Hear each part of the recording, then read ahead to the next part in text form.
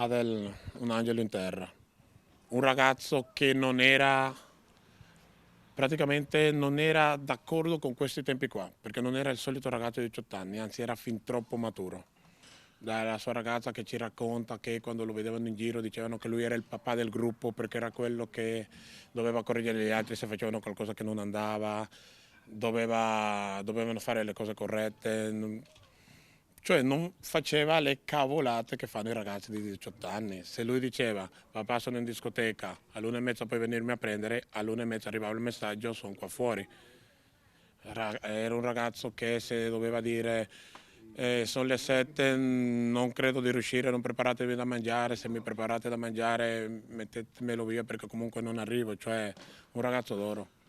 Se lui era fuori casa potevo dormire sonni tranquilli perché così come andava così tornava, perché non potevo proprio preoccuparmi di nulla.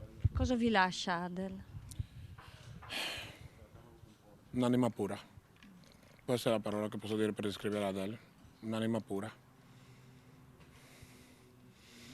Cioè l'affetto che si vede, ogni persona che ha avuto a che fare con lui l'ha lasciato un buon ricordo.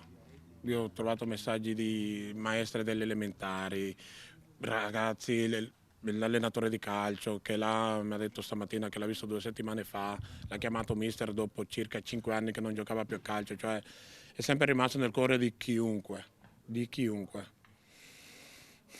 Era un angelo. Cioè, se Dio ha voluto così, forse era fin troppo buono per questo mondo qua. Quindi se l'è portato via anzitempo.